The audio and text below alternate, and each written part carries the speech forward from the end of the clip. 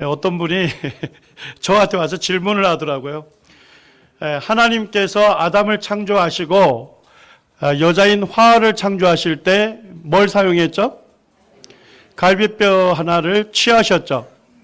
자, 그러면 아담의 갈비뼈는 몇 쌍이 됐을까요? 자, 몇 개가 된 거예요, 그러면? 23개다는 거예요. 네.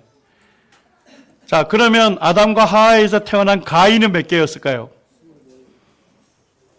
몇 개일까요? 24개죠? 자, 뭔 얘기입니까? 아담이 만약에 24개였는데 한 개를 하와를 창조하는데 사용이 됐다고 하면 23개가 될 수 있겠죠. 물론 이제 갈비뼈는 아주 재생이 잘 일어납니다. 그래서 갈비뼈를 일부를 취해서 하와를 창조했을지라도 아담의 갈비뼈가 더 자라서 그 기능을 아마 수행할 수도 있어요. 근데 23개라 할지라도 자, 자식이 태어나면 몇 개가 되는 거예요? 24개가 되는 거예요. 왜 그렇습니까? 자, 예를 들어서 어떤 사람이 교통사고 나서 오른쪽 팔을 절단했어요. 자, 그러면 이분이 결혼해서 자식들 태어날 때 다 자식들이 오른쪽 팔 한 개씩 없을까요? 아니죠. 온전하게 태어나는 거죠. 자, 후천적으로 획득한 형질이죠. 후천적으로 획득, 습득한 형질은 유전이 됩니까? 안 됩니까? 유전이 안 되는 거예요. 뭔지 알겠습니까? 과학계의 정확한 법칙입니다. 후천적으로 획득한 형질은 다음 세대, 자식 세대로 유전이 되지 않습니다. 그렇기 때문에 남자와 여자의 갈비뼈 개수는 같아 다르다? 같습니다. 같습니다. 자, 지금까지 진화론의 과학적인 증거에 대해서 두 가지를 살펴봤습니다. 하나는 진화론이 사실이라면 물질에서 최초로 생명체로 진화됐겠죠. 그 생명체를 뭐라고 한다는 거예요? 진화론에서는 모든 동물과 식물의 공통조상이라는 겁니다. 자, 공통조상의 증거로 뭘 제시했습니까? 해켈의 배아 발생도를 제시했죠. 자, 이것은 어떤 증거입니까? 조작된 증거입니다. 자, 그 다음에 물질에서 생명체로 진화된다고 하는 화학 진화의 증거로 뭘 제시했습니까? 밀러의 실험을 제시했죠. 자, 이 밀러의 실험은 어떤 실험입니까? 과학적으로 잘못된 가정하에서 실험한 잘못된 결론을 도출한 실험인 겁니다. 이걸 지금까지 두 가지를 얘기했습니다. C.S. 루이스가 이런 얘기를 했습니다. 각 세대의 부모들이 자녀가 다니는 학교에서 실제로 무슨 일이 진행되고 있는지를 항상 또는 가끔이라도 안다면 교육의 역사는 상당히 어떻게 했다? 달라졌을 것이다. 오늘날 학교 교육 자체가 하나님에게서 멀어지는 그와 같은 교육을 받고 있다는 것을 얘기하고 있는 겁니다. 우리 고린도후서 4장 4절 말씀을 같이 한번 읽기 원합니다. 함께 읽겠습니다. 시작. 그중에 이 세상 신이 믿지 아니하는 자들의 마음을 혼미케 하여 그리스도의 영광의 복음의 광채가 비치지 못하게 함이니 그리스도는 하나님의 형상이니라. 이 세상 신은 누굽니까? 사단을 얘기하는 것입니다. 사단이 믿지 않는 자들의 마음을 어떻게 했답니까? 혼미케 했다는 거예요. 혼잡스럽게 했다는 것입니다. 사단이 믿지 않는 자들의 마음을 아주 혼란스럽게 해가지고 사람이 어디로부터 존재하게 됐는지에 대해서 무엇인지 바르게 알 수 없도록 혼란시켰다는 겁니다. 그렇기 때문에 그리스도의 영광의 복음, 이 영광스러운 그리스도의 복음을 비춰줘도 그 광채가 비춰줘도 어떻게 됩니까? 비치지 못하게 합니다. 더 쉽게 말씀드리면 뭐예요? 예수 그리스도를 믿음으로 구원받는 이 놀라운 복음을 전해줘도 믿지 않는 자들의 마음이 이미 어떻게 됐기 때문에요? 혼미케 됐기 때문에, 혼란스럽게 됐기 때문에 복음을 전해줘도 어떻게 됩니까? 복음을 믿는데 어려움을 갖게 된다는 것입니다. 이와 같은 사탄의 쓰임받는 도구 중에 하나가 진화론이다 하는 것을 오늘날 우리가 알 수 있는 것입니다. 이제 용어를 좀 정리하겠습니다. 앞으로 다룰 내용은 세 가지 용어를 좀 이해하시는 게 필요합니다. 혹시 소진화라는 단어 들어보셨습니까? 우리 교과서에 나오는 얘기예요. 소진화. 소진화는 쉽게 얘기하면 뭐예요? 무슨 변화예요? 작은 변화. 더 정확하게 얘기하면 종 내에서의 변화입니다. 자, 뭔 얘기예요? 우리 사람을 보게 되면 피부색에 따라 뭐 황인종, 백인종, 흑인종이 나눠질 수 있죠. 자, 이것도 뭐가 될 수 있는 거예요? 작은, 종 내의 작은 변화죠. 예를 들면 어떤 새가 있으면 부리도 뭐예요? 긴 부리가 있고 짧은 부리가 있고 두꺼운 부리가 있고 얇은 부리가 있겠죠. 그것도 뭡니까? 종 내에서 다양한 변이입니다. 근데 진화론자들이 이 다양한 변이를 무슨 단어로 써버린 거예요? 소진화. 꼭 이것이 뭐인 것처럼, 진화의 증거인 것처럼 사실은 이 용어를 만들어낸 겁니다. 자, 종 내에서의 작은 변화는 성경에서 인정합니까? 안 합니까? 종 내, 종. 사람 안에서 다양성, 색깔, 피부 이런 색깔 다양하잖아요. 성경 인정하는 거예요? 안 하는 거예요? 하는 거예요. 네. 한 새에 있어서도 다양한 뭐 부리의 크기, 두께 이런 것들이 다양할 수 있잖아요. 이런 것들은 인정을 하는 겁니다. 그러니까 한 종류 내에서는 다양한 변화가 있는 거예요. 그거를 우리가 소진화라고 합니다. 자, 근데 진화론자들이 얘기하는 게 뭡니까? 소진화 자체는 우리가 관찰이 될까요? 안 될까요? 돼요? 안 돼요? 사람의 피부 색깔이 다양하잖아요. 관찰됩니까? 안 됩니까? 관찰되죠. 자, 그런데 이것이 축적이 돼서 뭐로 진화된다는 거예요? 대진화. 교과서에서 대진화라는 말은 뭐예요? 한 종에서 다른 종으로의 변화를 대진화라고 합니다. 이해가 됐습니까? 자, 그래서 진화론의 핵심은 뭐예요? 소진화, 작은 변화가 축적이 되면 뭐 할 수 있다? 새로운 종으로 진화되는 대진화가 일어날 수 있다는 겁니다. 됐나요? 예, 대진화, 소진화 용어를 정리했습니다. 그 다음에 이제 우리가 진화론이라는 말을 쓰고 또는 다윈주의라는 말을 씁니다. 같은 말로 이해하시기 바랍니다. 예, 찰스 다윈이 진화론을 만들어냈기 때문에 진화론을 다윈주의라는 말을 쓰기도 합니다. 자, 그런데 신다윈주의란 말도 또 등장을 해요. 가끔. 신다윈주의. 자, 이 얘기는 뭔 얘기냐면 종내에서의 그 작은 변화가 일어나는 거, 그걸 누가 결정한다는 거예요? 뭐에 의해서 이루어진다는 거예요? 자연 선택에 의해서 이루어진다는 겁니다. 그러니까 자연 선택에 의해서 작은 변화가 발생이 되고 작은 변화가 축적이 되다 보면 뭐 할 수도 있다? 새로운 종으로 진화되는 대진화가 일어날 수 있다는 겁니다. 이거를 다윈이 얘기했습니다. 자, 그런데 오늘 이제 우리가 살펴보게 되면 자연 선택은 종내에서 변화는 일으킬 수 있지만 절대로 대진화로 진화되는데 어떠한 관여도 하지 않습니다. 그런데 찰스 다윈이 이해하지 못했던 건 뭐냐면 자연 선택에 의해서 좀 더 변화된 생물체가 되더라도 자식 세대에게 전달될까요? 안 될까요? 안 된다는 거예요. 그걸 알게 됐어요. 그래서 그 이후에 진화론자들이 뭘 알게 됐냐? 돌연변이를 얘기하고 있는 겁니다. 자, 돌연변이는 뭐예요? 어디에서 변이가 일어난 거예요? DNA에서 변이가 일어난 거예요. 됐습니까? 자, DNA에서 변이가 일어난 거는 자식 세대에 유전이 돼야 안 돼요? 유전이 됩니다. 그러니까 자연 선택으로는 다음 세대에 전달이 안 되는 거예요. 이거 자연 선택에 의해서 이루어진다는 게 찰스 다윈이 얘기한 겁니다. 자, 그런데 이것이 안 된다는 걸 밝혀졌거든요. 그러니까 뭐예요? 돌연변이설을 얘기하는 겁니다.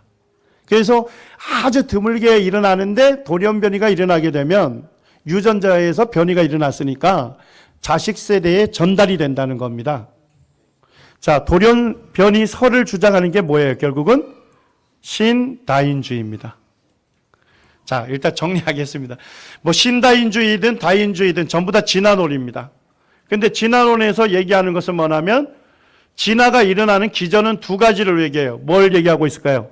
돌연변이설과 자연 선택설입니다. 자, 이제 살펴보기로 합니다. 고등학교 1학년 과학교과서를 제가 그대로 끌고 왔습니다. 서구를 지배하였던 기독교의 영향으로 18세기 초까지에도 신에 의해서 창조된 생명체가 변화된다는 생각을 할 수 없었다. 그러나 18세기에 들어서면서 생물이 변할 수 있다는 생각이 서서히 싹이 트기 시작했다. 자, 이와 같은 분위기 속에서 뭐가 만들어진 겁니까? 진화론이 만들어진 겁니다. 자, 근데 진화론은 찰스 다윈이 시작한 게 아닙니다. 이미 라마르크라고 하는 이 학자에 의해서 현존하는 생물의 종은 그 이전에 존재하는 종으로부터 유래한 것으로 믿고 있었습니다. 자, 믿고 있었다는 얘기는 증거가 있었다는 거예요? 없었다는 거예요? 없었다는 겁니다. 믿음으로 출발했습니다. 자, 이게 아이들 교과서에 나오는 겁니다. 자, 용불용설 들어보셨어요? 많이 쓰이는 것은 계속 존재하게 되고 변화를 유발하게 되고 안 쓰는 건 어떻게 된다는 거예요? 도태가 일어난다는 겁니다.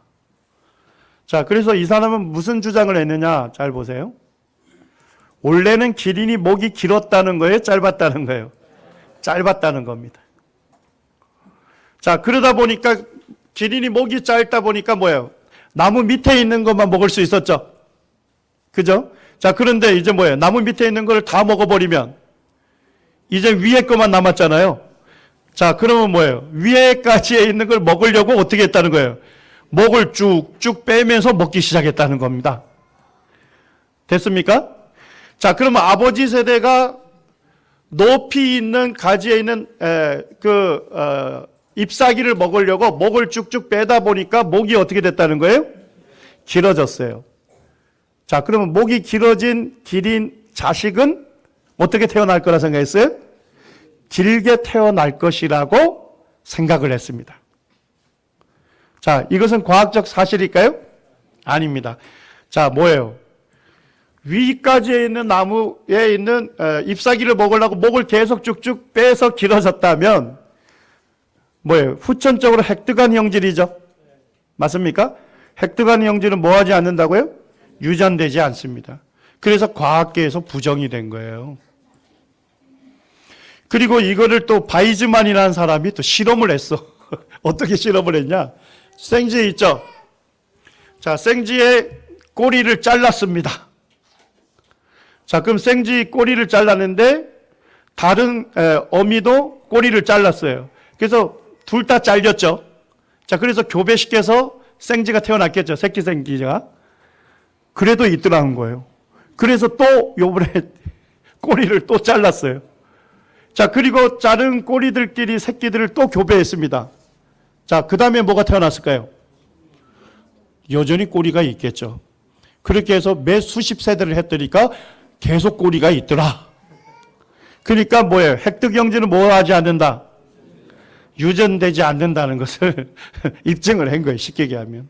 그래서 라마르크의 용벌용설은 잘못된 학설이라고 하게 된 겁니다. 자, 이해가 되셨나요? 네, 근데 우리 고등학교 때는 이게 사실로 배웠어요. 진화의 증거로. 자, 그 다음에 다윈은 또 다른 얘기를 합니다. 다윈은 원래 기린들이 어떻게 했대요?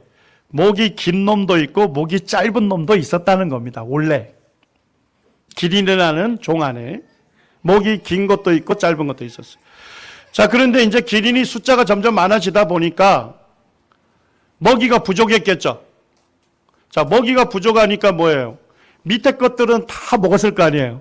이제 어디 것만 남은 거예요? 위에 것만 남았어. 그러니까 누가 이와 같은 환경의 변화에 적응하기가 좋았을까요? 목이 긴 기린입니까? 짧은 기린입니까? 목이 긴 기린만 적응하게 됐다는 겁니다. 그래서 뭐가 나온 거예요? 적자 생존설을 찰스 다윈이 얘기를 한 겁니다. 자, 그렇게 해서 이제 기린이 세대가 지나가게 되면 전부 다 무슨 기린만 이제 남게 됐을까요? 목이 긴 기린만 남게 됐다는 겁니다.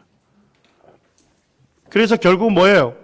변화된 자연 환경에 적응한 것은 자연으로부터 뭐 했다는 거죠? 선택을 받았다는 겁니다. 자, 그럼 한번 생각해 보세요. 자, 목이 긴 기린도 있고 짧은 기린도 있었죠, 최초에. 자, 그런데 자연 환경에 선택을 받은 것은 목이 긴 기린이었습니다. 이거는 이해가 되죠? 자, 그러면 목이 긴 기린은 또 다른 기린입니까? 다른 종의 기린입니까?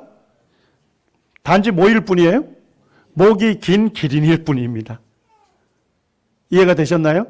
자, 이와 같은 것이 진화를 설명하나요? 아닙니다. 자, 이제 동물학자들이 더 연구를 해봤더니까 수컷은 주로 어느 쪽에 있는 먹이들을 먹더래요? 높은 곳에. 암컷은요? 아래쪽에 먹더란 겁니다. 그러니까 목이 짧아서 아래쪽 걸 먹은 게 아니라 암컷들은 주로 아래쪽에 있는 그런 나무 잎사귀들을 주로 섭취하고 수컷들은 높은 곳에 있는 것들을 주로 섭취하더라 하는 걸 이제 발견하게 됐고, 자, 기린을 또 보게 되면 어떻습니까? 심장으로부터 목의 길이가 길죠? 한 3m가 된답니다. 자, 그런데 심장에서 피를 짜주어서 어디까지 올려줘야 돼요? 머리까지 짜줘야만 이 혈액을 누가 섭취해서 기능합니까? 뇌가. 그래서 뇌에 혈액이 많이 갑니다. 우리 사람의 심장에서 짜주는 혈액의 한 20% 정도가 뇌로 갑니다. 자, 그러면 여기서 3m가 되니까 짜주려면 어떻게 해야 돼요? 혈압이 굉장히 높아야 되겠죠. 그래서 보면 사람의 한 2배 정도 됩니다. 자, 그러면 굉장히 높은 혈압으로 피를 짜줘서 뇌까지 전달한다면 무슨 문제가 생길 수 있어요? 야, 이거 혈관벽이 터져서 뇌졸중이 되지 않을까? 이런 문제가 생길 수 있다는 겁니다. 그런데 우리가 걱정할 필요가 없죠. 사실은 더 큰 문제는 뭘까요? 머리를 들고 있을 때가 아니에요. 자, 머리를 예를 들어서 물을 먹으려고 머리를 숙이면 어떻게 될까요? 심장에서 짜주게 되면 피가 뇌 쪽으로 왕창 몰리겠죠. 그러면 뭐 할 수 있습니까? 왕창 몰리게 되면 혈압이 상승하겠죠. 혈관벽이 터져서 뇌출혈될 가능성이 있을 겁니다. 그런데 전혀 그와 같은 문제를 가지지 않도록 완벽한 구조를 갖고 있다는 겁니다. 자, 머리를 숙이게 되면 어떻게 된대요? 목에 있는 혈관들이 밸브가 있어가지고 판막이 있어가지고 목을 숙이면 착착 절단합니다. 자, 뭐예요? 문을 닫아버려. 자, 그러면 심장에서 짜주는 피가 어디에 몰리지 않죠? 뇌로 몰리지 않도록 착착 차단막을 착착 치는 거예요, 밸브가. 자, 요게 밸브 보입니까? 혈관 보이죠? 혈관에 요게 밸브들이 있습니다. 그러니까 얘들이 다쳐가지고 머리를 숙이더라도 많은 혈액이 뇌로 가지 않도록 도와줍니다. 자, 그 다음에 더 중요한 건 뭐냐면 가만히 보니까 기린의 뇌 밑에 보니까 많은 혈관들이 아주 작은 혈관들이 막 이렇게 그물망처럼 쳐져 있는 게 보입니까? 이걸 과학자들이 원더넷이라고 합니다. 그러니까 아주 경이로운 혈관망이다 이런 얘기. 자, 왜 이렇게 만들어놨을까요? 자, 어려운 거는 아닙니다. 자, 여기 보시죠. 자, 여기 혈관, 큰 혈관에서 이제 피가 또 이쪽으로 넘어가는 게 보이죠. 자, 그냥 하나로 통과해서 가면 혈압이 어느 정도 된대요? 10mmV 머큐리 정도 됩니다. 자, 근데 2개의 작은 혈관을 통해서 가면요? 절반으로 뚝 떨어지죠. 5mmV 머큐리가 되죠. 자, 4개로 하면요? 2.5로 떨어집니다. 자, 기린의 뇌 밑에 아주 작은 혈관으로 이렇게 그물망이 만들어진 이유를 알겠습니까? 심장에서 아무리 강하게 짜주더라도 그 원더넷에서, 이 원더넷이에요, 실제. 여기 큰 혈관 사이에 아주 작은 혈관들이 보이죠? 여기에서 어떻게 됩니까? 혈압이 딱 떨어지게 되는 거예요.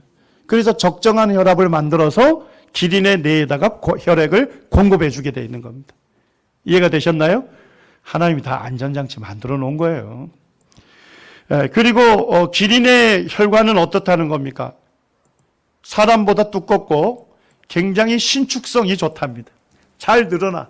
그러니까 혈압에 잘 견디게 되어 있습니다. 자, 그러면 기린은 어떻게 되어 있는 겁니까? 사실은 목을 숙여도 안전할 수 있도록 모든 장치를 다 갖고 있는 거죠. 맞습니까? 자, 진화론적으로 한번 생각해 보죠. 진화론적으로 DNA에 돌연변이가 생겼어요. 근데 그 돌연변이가 뭐냐면 심장을 크게 하는 거라 생각해 보세요. 자, 심장이 크게 하게 되면 강하게 짜줄 수 있겠죠. 맞습니까? 자, 그와 같은 강하게 짜주는 건 좋은데 문제는 뭐가 될까요? 원더넷이 준비가 안 되어 있다면 죽게 되는 것입니다.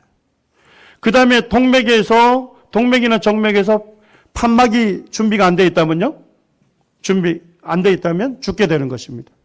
뭔지 이해됐습니까? 하나의 어떤 돌연변이에 의해서 유전 정보가 축적이 되더라도 하나의 기관만 변해서는 생존에 유리합니까? 불리합니까? 불리하게 되는 겁니다. 완벽하게 모든 구조를 동시에 다 갖고 있어야만 생존할 수가 있는 것입니다. 그래서 여기 보면 기린이 물을 먹게 되면 어떻게 됩니까? 지금 혈관에서 밸브가 착착 닫히는 게 보입니까? 그렇게 해서 원더넷을 통해서 혈압이 하강이 되고 적절한 혈압으로 뇌에다가 공급해 주게 되어 있는 겁니다. 자, 이게 기린이 물 먹는 장면입니다. 자, 어떻게 먹어요? 앞다리를 양쪽에 벌리죠. 자, 왜 이렇게 벌릴까요? 벌려야만 심장이 최대한 밑으로 위치하게 될 거 아니에요? 심장이 밑으로 위치할수록 혈압은 어떻게 될까요? 낮아지게 되는 거죠. 이해가 되셨나요? 거기에 맞게끔 다 되어 있는 겁니다. 그러니까 기린의 구조를 잘 살펴보게 되면 어떻게 되어 있어요? 다 목적에 맞게끔 의도적으로 설계돼서 존재하죠. 맞습니까? 자, 기린을 보게 되면 무슨 작품이란 거 알 수 있습니까? 설계된 작품이란 걸 알 수 있습니다. 그런데 라마르크 얘기나 다인의 얘기로는 이 기린이 목이 긴 거에 대해서 설명하기가 어렵습니다. 자, 이제 다인의 얘기를 좀 해보겠습니다. 핀칫새 들어보셨나요? 다인이 이 세계 탐험을 하는 배를 타고서 갈라파고스 군도에 가게 됐습니다. 근데 갈라파고스 군도에 보니까 여러 섬이 있었어요. 그리고 이제 섬에 있는 새들을 채집을 했습니다. 채집을 해서 보니까 섬마다 핀칫새의 부리 형태가 어떻다는 거예요? 다양하더란 겁니다. 그래서 봤더니까 그 섬에서 주로 제공이 되는 쉽게 먹을 수 있는 먹이 종류에 따라서 부리 모양이 다르게 진화됐다는 생각을 했습니다. 자, 이해가 됐나요? 자연스럽게 그렇게 얘기할 수 있겠죠. 자, 이것을 진화의 증거라고 얘기합니다. 자, 뭔 얘기예요? 열매, 그 환경에서, 그 섬에서 쉽게 얻을 수 있는 열매 종류에 따라서, 예를 들어서 과일과 꽃을 먹는 종 같은 경우는 부리가 이렇게 두껍더라 이런 얘기입니다. 그 다음에 곤충을 먹는 것 같은 건 얇더라 이런 얘기입니다. 뭐 이런 식으로 주어진 환경에 적응을 해서 핀칫새의 부리가 어떻게 됐을 것이다. 변화가 왔다 이런 얘기입니다. 됐나요? 자, 그러면 이것은 종내의 큰 변화입니까? 작은 변화입니까? 예, 이걸 소진화라고 하는 거죠. 자, 그러면 이와 같은 종내의 작은 변화가 새로운 종으로 진화됐다는 대진화를 증명할 수 있을까요? 없는 거예요. 자, 보세요. 이분이 그랜트라고 하는 사람입니다. 진화론자인데요. 다인의 그 핀칫새가 변이가 있는 것이 결국은 이와 같은 변이가 계속적으로 축적이 돼가지고 새로운 새로 진화되어 갈 수 있을 것이라는 것을 이분이 증명을 하려고 직접 갈라파고스 섬으로 갔습니다. 부부가 가서 거기에서 살면서 연구를 진행했습니다. 1976년에서 1977년에 갈라파고스 군도에서 가뭄이 심하게 들었습니다. 자, 가뭄이 심하게 들다 보니까 먹이가 어떻게 됐을까요? 줄어들었겠죠. 자, 그래서 그때 많은 핀치새들이 죽게 됐습니다. 근데 생존한 것들은 누굴까요? 생존한 것들은 뭐예요? 먹이가 부족하니까 딱딱한 열매 이런 것도 먹어야 살았겠죠. 그래서 봤더니까 불이 이런 것들을 측정해 봤더니까 이 가뭄이 일어난 이후에 부리에 변화가 생겼더라는 거예요. 평균 길이가 어떻게 됐습니까?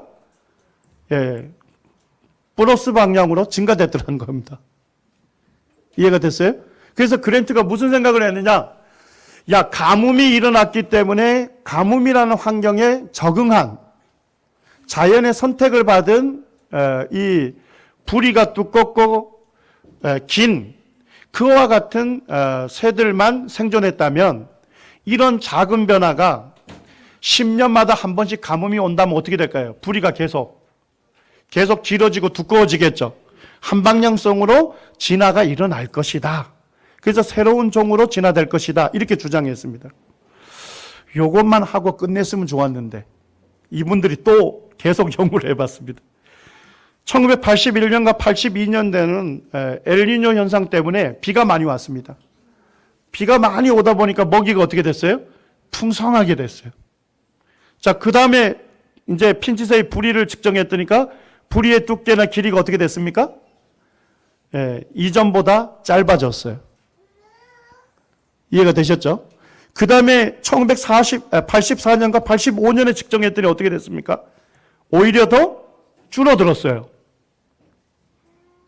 이해가 되셨나요? 가뭄이 오고 또는 비가 많이 오고 환경은 변화됐죠. 환경이 변화되다 보니까 어떻게 됐어요? 평균적으로 부리의 길이나 두께 같은 건 변이가 일어났죠. 자, 일어나는데 한 방향으로 일어납니까? 아니다는 겁니다. 그래서 이분이 결국은 이 그란트가 뭐라고 썼냐? 자연 선택의 과정을 거쳐 핀치새의 집단 선택 경향이 어떻게 된다고요? 왔다 갔다 왕복하는 것과 같은 현상이 생긴다. 이 사실을 다시 말하면 새로운 종의 출현이 이러한 자연 선택의 과정을 거쳐 이루어지는 것이 아니다는 것을 의미한다. 자, 이 의미 이해됐습니까? 뭔 얘기냐면 종 내에서 작은 변화는 있을 수 있습니다. 변이는. 부리의 두께나 길이 같은 거. 그렇지만은 그게 뭐예요? 한 방향성으로 일어나는 것이 아니다는 겁니다. 길어지기도 하고 짧아지기도 하고 이렇게 변동이 있다는 겁니다. 자, 그러니까 뭐예요? 어느 정도 범위 이상으로는 변한다, 안 변한다? 변하지 않는다는 것을 얘기하고 있는 겁니다. 2015년이면 언제입니까? 작년이죠. 작년에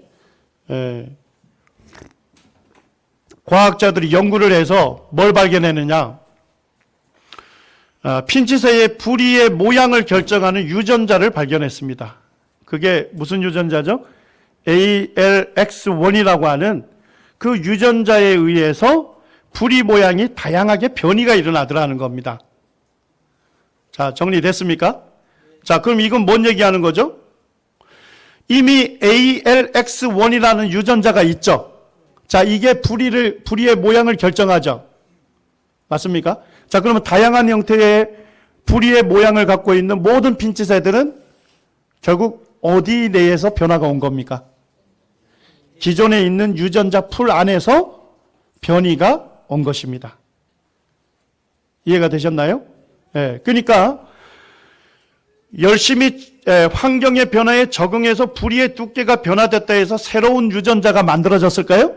아닙니다. 새로운 유전자가 추가적으로 더 만들어진 것이 아니고 이미 갖고 있는 유전자 내에서의 뭡니까? 변화를 얘기하고 있는 겁니다. 그렇기 때문에 이것이 뭡니까? 대진화로, 새로운 진화로 갈 가능성이 있다, 없다? 없다는 것입니다. 다른 과학자는 이렇게 설명하고 있습니다. 갈라파고스 군도에서 다인주의적 진화의 증거를 찾으려고 핀치종을 수년간 연구하며 보낸 피터 그랜트와 로즈메리 그랜트 부부입니다.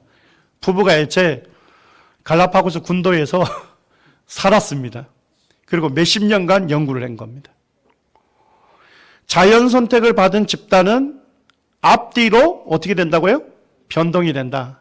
그러니까 환경 변화에 의해서 부리가 두꺼워지고 길어지기도 하고 또 짧아지고 가늘어지기도 하고 왔다 갔다 한다는 겁니다.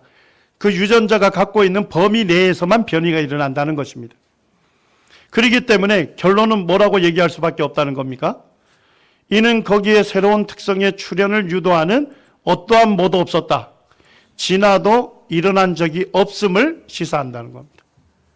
자, 근데 이걸 누가 인정하고 있습니까? 그랜트라고 하는 진화론자가 인정하고 있는 겁니다. 자기도.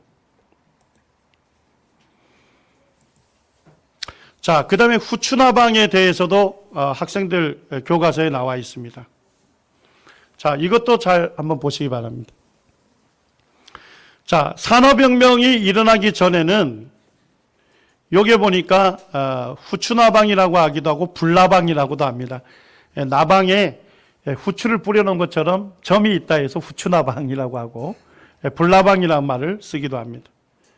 자, 그런데 몇 종류가 있었다는 거예요? 원래 두 종류가 있었답니다. 검은색 나방하고 흰색 나방이 있었답니다. 자, 그런데 공기가 매우 좋을 때는 뭐예요? 나무들이 뭐예요? 밝은 색을 띠고 있죠. 자, 그러니까 새에 누가 더 잘 띄겠습니까? 자, 검정색 나방이 잘 띄겠죠. 흰색 바탕에 검은색 나방이 붙어 있으니까 눈에 잘 띄죠. 자, 그러니까 표적이 돼가지고 얘들이 많이 죽게 됐습니다. 자, 그러면 후추나방의 개수를 세게 되면 누가 더 많아진 거예요? 예, 흰색 나방의 숫자가 많아진 겁니다. 단지 뭐가 많아졌다고요? 비율이 달라진 것 뿐이에요. 됐습니까? 자, 여기서 얘기하는 게 검은 나방이 백색 나방으로 진화됐습니까? 아니에요. 단지 검은 나방이 백색을 띠고 있는 나무에 눈에 잘 띄기 때문에 새들이 걔들을 많이 잡아먹은 거예요. 그래서 결국은 백색 나방의 개체 수가 증가가 된 겁니다. 비율이 증가된 겁니다. 자, 그런데 19세기에 뭐가 일어났습니까? 산업혁명이 일어나면서 오염이 됐어요. 그래서 나무의 색깔이 어떻게 바뀐 겁니까? 검게 끌리게 된 겁니다. 자, 요번에는 누가 더 잘 보일까요? 흰색 나방이 더 잘 보였겠죠. 자, 그러니까 새들이 흰색 나방을 많이 잡아먹었어. 자, 그러면 어느 나방의 개체수가 더 많아졌을까요? 검정색 나방의 개수가 더 많아졌다는 겁니다. 됐습니까? 그 다음에 이제 산업혁명을 지나면서 오염된 환경이 이제 정화가 되면서 다시 어느 나방의 숫자가 많아졌을까요? 흰색 나방의 숫자가 많아졌다는 겁니다. 자, 뭐에 의해서 비율이 바뀌었죠? 환경에 의해서 비율이 바뀌었죠. 자, 이거를 소진화의 증거라고 얘기합니다. 자, 소진화의 증거가 맞습니까? 자, 우리 성도님들에게 제가 묻겠습니다. 자, 검은색 나방이 백색 나방으로 진화됐습니까? 백색 나방이 검은색 나방으로 진화됐습니까? 단지 뭐가 바뀐 거예요? 환경 변화에 적응한 나방의 개체 수만, 비율만 증가된 거예요. 이해가 되셨죠? 어떠한 진화적인 변화도 있다 없었다? 없었던 거예요. 자, 소진화의 증거라 할 수 있습니까? 없습니다.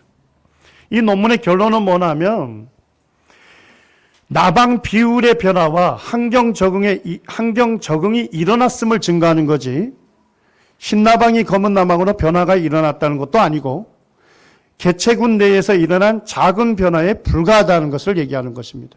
그것도 뭐의 변화가 아닙니까? 유전자의 변화가 아닌 것입니다.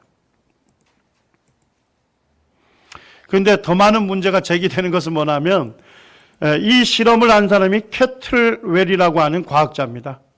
그런데 이 사람이 어떤 것들은 얘기 안 했느냐. 후추나방은 두 종류만 있었을까요? 아닙니다.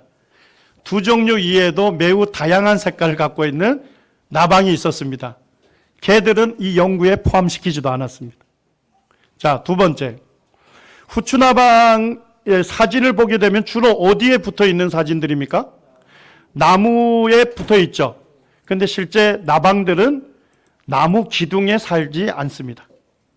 어디에 붙어 있느냐면 격가지의 나무 잎사귀 아래쪽에서 보통 붙어 있습니다. 뭘 지금 제기하고 있는 거예요? 조작 가능성을 제기하고 있어요. 그 다음에 지금 사진을 찍은 거 보니까 대낮에 찍었죠. 자, 그런데 실제 후추나방은 야행성입니다. 그 다음에 위장 효과로서 이끼는 별다른 영향을 못 준다는 것이 밝혀졌고, 그 다음에 캐틀웰은 나방의 포식자를 새라고 얘기했습니다. 근데 새가 아니고 밤에 움직이니까 누가 되는 거예요? 박쥐라는 겁니다. 그 다음에 이제 실험실에서 키운 나방을 사용하거나 심지어 죽은 나방을 나무 줄기에다 뭘로 붙였다고요? 풀로 붙이거나 핀으로 고정해서 인위적으로 사진을 찍었다는 겁니다. 자, 지금 후추나방은 결국은 뭡니까? 사실이라 할지라도 뭐의 증거는 아니죠? 진화의 증거가 아닐 뿐더러 이 실험 자체가 어떻게 됐다는 걸 얘기하고 있습니까? 조작됐다고 지금 과학자들이 얘기하고 있는 것입니다. 자, 자연 선택을 통해서는 뭐는 절대 일어나지 않는다. 진화가 일어나지 않습니다. 종내에 변이가 일어날 수 있지만 작은 변이에 불과하고 유전자 내에서의 변이다 하는 것을 얘기하고 있습니다. 자, 그래서 지금 신다인주의자들이 얘기하는 거 뭐에 지금 목숨을 걸고 있습니까? 돌연변이입니다. 자, 돌연변이 실험을 모건이라고 하는 과학자가 있습니다. 이게 중학교 과학 교과서에도 나오는 내용입니다. 자, 초파리를 대상으로 실험을 했습니다.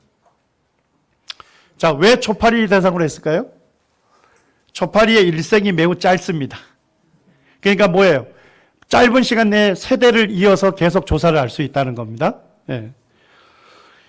초파리가 알을 낳으면요, 알에다가 X선을 쪼였습니다. 우리 방사선 아시죠? 그걸 쪼이면 알에 거의 99.8%에서 돌연변이가 일어난답니다. 됐습니까? 자, 그 다음에 그러면 알에서 또 이제 초파리가 알을 까겠죠? 초파리가 태어나서 성장하겠죠? 그 다음에 다시 또 어떻게 했을까요? 알을 낳겠죠? 그 다음에 또 강한 X선을 쪼였습니다. 자, 그럼 대부분 또 뭐가 일어날까요? 돌연변이 또 일어나겠죠? 이런 식으로 해서 1년에 몇 차례를 했습니까? 36차례를 했습니다. 그러니까 36세대를 이어가면서 돌연변이가 어떻게 일어났냐를 관찰한 거예요. 자, 그런데 돌연변이가 일어날 때마다 어떤 돌연변이들이 났습니까? 얘는 날개가 어떻게 됐죠? 굽었습니다. 얘는 뭐가 없습니까? 날개가 없습니다. 또는 얘는 눈이 멀었습니다. 돌연변이를 통해서 기형이 나오거나 장애가 나오거나 또는 불임이 생기거나 질병으로 인해서 대부분 빨리 사망하게 됐습니다. 자, 돌연변이를 통해서 좋은 형질을 만들었습니까? 전부 다 불리한 형질들만 나오더라는 겁니다. 요 정도 되는데도 불구하고 진화론자들은 무슨 생각할까요? 책에다 어떻게 이러겠을까요? 돌연변이는 매우 적게 일어나지만 어떠한 기회에 돌연변이가 일어나서 유리한 형질이 생길 수 있다는 것입니다. 그리고 그게 다음 세대로 유전이 될 수 있다는 겁니다. 일말의 가능성을 얘기합니다. 근데 의지의 과학자 한 명이 있었습니다. 이 사람이 2010년에 논문을 발표했습니다. 자, 그런데 이 사람은 아까 모고는 36세대 했습니까? 자, 이 사람은 몇 세대를 한 거예요? 35년간 600세대를 했습니다. 이 사람 한평생 뭐 연구한 거예요? 초파리 인생이에요. 초파리만 계속 연구를 해가지고 600세대를 이어서 연구를 해본 겁니다. 계속적으로 X선을 조이면서 유리한 형질이 돌연변이가 일어나지 않을까 해서 계속 연구를 한 겁니다. 자, 근데 그분의 논문의 결과입니다. 진화의 실험, 그 결과는 변이에 대한 뭐다고요? 저항이었다. 유리한 변이의 징후는 찾을 수 없다. 뿐만 아니라 파리는 역진화를 겪기까지 했다. 더 불리한 형태로 갔다는 겁니다. 실험실 상황은 자연에서보다 훨씬 더 뭐 하는 거죠? 적응에 관한 진화 발생에 유리하게 조성이 되었다. 자, 뭔 얘기입니까? 자, 만약에 돌연변이가 일어나는데 자연 상태에서 일어났다 생각해 보시죠. 자, 자연 상태에서 날개가 없어. 자, 그럼 자연적으로 가만히 놔두게 되면 이 초파리 어떻게 될까요? 빨리 죽게 되겠죠. 맞습니까? 근데 이거 실험실에서 계속 실험을 이어가려면 어떻게 해야 돼요? 잘 돌봐야 되겠죠. 어쨌든 살려놔야 돼. 다음 세대를 어쨌든 알을 까고 죽어야 돼. 그러니까 최대한 돌보는 환경에서 했다 이런 겁니다. 자연 환경도 아니고. 당신의 게놈에 나타난 많은 변이를 볼 수 있겠지만 유리한 돌연변이는 찾을 수 있었다는 겁니까? 없었다는 겁니까? 전혀 찾을 수 없었다는 겁니다. 몇 세대 동안 연구했는데요? 600세대 동안 연구했습니다. 이게 과학자들의 연구 결과입니다. 돌연변이는 일어날 수는 있지만 아주 드물게 일어나고 그것도 뭐예요? 유리한 형질의 돌연변이가 있다 없다? 없다는 것을 분명히 밝히고 있는 겁니다. 자, 그런데 우리 고등학교 학생들 과학 교과서 한번 제가 읽어드릴게요. 여러 종류의 돌연변이 중에서 유전자 풀의 변화에 가장 많은 영향을 미치는 것은 DNA에 이상이 생기는 유전자 돌연변이다. 유전자는 쉽게 돌연변이가 일어나지 않지만, 자, 과학자들도 뭘 알죠? 돌연변이 쉽게 일어나요? 안 일어나요? 쉽게 일어난 거 아니다는 거예요. 그런데 대립 유전자 중 하나가 돌연변이를 일으켜 다른 유전자로 바뀌고 오랜 시간에 걸쳐 그 수가 뭐하면요? 증가하면 유전자 풀이 변한다. 자, 그럼 돌연변이를 통해서 뭐 할 수 있다는 거예요? 유전자 풀이 바뀔 수 있다는 거예요. 그러하다 보면 뭐예요? 유리한 형질이 나올 수 있다는 거죠. 맞습니까? 그렇게 해서 또 다른 종으로 진화해 갔을 것이라고 추론하고 있는 겁니다. 됐나요? 자, 그렇지만 과학적으로 계속 실험된 건 뭘 얘기하죠? 돌연변이가 일어나면 다 불리한 형질의 돌연변이가 일어났죠? 그리고 뭐예요? 실험실에서 잘 돌봐주지 아니하면 빨리 다음 세대도 잊지 못하고 죽어야 할 환경이었습니다. 자, 그런데 진화론자들은 자꾸만 뭘 얘기하냐? 일만의 가능성을 얘기하고 그 다음에 뭘 얘기하죠? 오랜 시간에 걸쳐서 그 수가 뭐하면요? 증가한다면 그러면 또 다른 종으로 진화하지 않겠느냐는 겁니다. 자, 이것은 밝혀진 사실입니까? 아닙니다. 추론입니다. 자, 그런데 더 놀라운 증거는 뭐냐면 자연 선택이라는 것이 의회 자연 선택이 일어나게 되면 정보량이 증가가 되는 게 아니고 오히려 어떻게 된다는 거예요? 감소한다는 겁니다. 예를 들어서 이렇게 얘기할 수 있습니다. 자, 여기에 보니까 개인데요. 그 개의 털의 길이가 중간 정도 되는 그 개들이랍니다. 그런데 이 개들은 두 가지 유전 정보를 갖고 있습니다. 자, L은 뭘까요? 털의 길이가 긴 유전 정보입니다. 자, S는요, 스몰입니다. 짧은 털의 길이를 갖고 있는 유전 정보입니다. 자, 그래서 LS를 다 갖고 있는 그것이 교배가 된 거예요. 자, 그러면 자식 세대에선 다양하게 나오겠죠. 자, 여기 보니까 LS 다 갖고 있죠. 그래서 뭐예요? 털의 길이가 중간 길이를 갖게 된 겁니다. 자, SS는요, 짧은 것만 나타나겠죠. 그래서 털이 거의 짧은 것만 된 거예요. 자, 그 다음에 LL은 뭐죠? 길이가 긴 거니까 더 길어졌을 겁니다.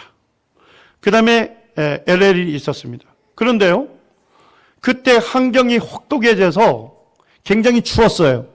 자, 누가 환경 변화에 적응하기 좋을까요? 자, LL이라고 하는 털이 긴 유전 정보만을 갖고 있는 이 개들이 적응을 했을 겁니다. 자연에 뭘 받았습니까? 선택을 받게 된 겁니다. 됐습니까? 자, 그 다음에 자식 세대를 놓으면 전부 뭐만 나올까요? 예, 맞습니다. 털의 길이가 긴 개들만 태어나는 겁니다. 자, 결국 무슨 정보를 잃었죠? 털의 길이가 짧은 S 유전 정보를 사실은 잃게 된 것입니다. 자, 자연 선택에 의해서 정보의 양이 증가되는 겁니까? 감소되는 겁니까? 감소된다는 것을 밝히고 있는 겁니다. 자, 그런데 여기 보니까 존 홉킨스 대학의 교수님인 리 스패트너라는 분이 결코 우연이 아니다 하는 책을 썼습니다. 자, 근데 그 책에 이렇게 얘기를 합니다. 그러나 내가 읽은 생명과학을 다룬 모든 문헌 중에서 돌연변이가 정보를 증가시킨다는 예는 논문이 몇 편이 있었다는 겁니까? 단 한 건도 발견하지 못했다. 분자 수준에서 돌연변이의 모든 측면들을 연구해 본 결과 돌연변이는 유전 정보를 뭐할 뿐이다. 감소시킬 뿐 뭐하지는 않는다. 증가시키지 않는다는 겁니다. 과학적으로 증명된 사실은 이것입니다. 자, 그 다음에 이제 워터 기너라고 하는 독일 그 과학자는 이렇게 쓰고 있습니다. 자연 법칙에서는 물질 자체에 의해 의미 있는 어떤 정보가 발생될 수 있다 없다? 없다는 것입니다. 없다는 것이 알려져 있다. 즉 어떠한 물리작용이나 어떤 물질적 현상 자체에 의해 의미 있는 정보가 자연적으로 발생된 적이 있다는 겁니까? 없다는 겁니까? 없다는 겁니다. 그래서 사실은 정보는 언제부터 있었다는 거예요? 태초부터 있었다는 것입니다. 이분의 책에서 또 이런 얘기를 계속 이어가고 있습니다. 새로운 정보체계의 확립은 언제나 무슨 활동의 결과물이라고요? 예, 지적인 활동의 결과물이라는 겁니다. 지적인 원인이나 발명가에 의해 새로운 정보체계가 생기고 여기서 중요한 사실은 물질 스스로는 뭘 만들 수 없다. 새로운 정보체계를 만들 수 없다는 것이다. 이는 경험적으로 이미 알고 있듯이 자발적인 생각을 통하여 자유의지를 발휘하고 인식을 하고 그리고 창조적 사고의 과정을 거쳐서 뭐가 확립이 된다는 겁니까? 새로운 정보체계가 확립된다는 겁니다. 자, 이해가 됐습니까? 그래서 과학적으로 실험된 모든 것들은 뭐냐면 유익한 돌연변이가 발생되지 않는다는 거고요. 자연 선택에 의해서 종래의 변이는 결국 뭐 한다는 거예요? 유전 정보를 증가하는 쪽으로 발생되는 게 아니라 감소하는 쪽으로 발생이 되기 때문에 더 나은 종으로 진화될 수 없다는 것을 얘기한다는 겁니다. 이것만 제가 얘기하고 쉬겠습니다. 왓슨이라고 하는 과학자가 쓴 책을 보면 이런 얘기를 합니다. 사실 충격적인 얘기입니다. 진화론은 동물학자들에게 일반적으로 받아들여지는 이론입니다. 그러나 그것은 진화가 실제로 발생한다고 보여지거나 또는 진화론이 논리적인 증거에 의해 입증될 수 있기 때문이 아니다는 것입니다. 뭔 얘기인지 이해됐습니까? 동물학자들이 진화론을 대부분 받아들입니다. 수용하고 있습니다. 그런데 진화가 실제로 발생한다고 보여지는 증거가 있어서 믿는 게 아니다는 겁니다. 또는 진화론 자체가 논리적이고 체계적인 증거가 있기 때문에 받아들이는 것도 아니다는 겁니다. 자, 진화론을 받아들이지 않으면 뭘 받아들여야 합니까? 유일한 대안인 특별한 창조를 받아들여야 하기 때문에 그것을 믿지 않으려고 뭘 잡고 있다는 겁니까? 진화론을 잡고 있다는 겁니다. 이게 영적인 상황입니다. 진화론이 체계적이고 논리적으로 어떤 과학적 증거가 있어서 지금 계속 다루고 있는 게 아닙니다. 진화론 안 믿으면 하나님에 의해서 창조됐다는 걸 믿을 수밖에 없고 하나님이 나를 창조했으면 내가 어떻게 살아야 합니까? 하나님을 믿고 섬기고 살아야 한다. 그것이 싫으기 때문에 진화론을 붙들고 있다는 것입니다. 한 10분 정도 쉬겠습니다.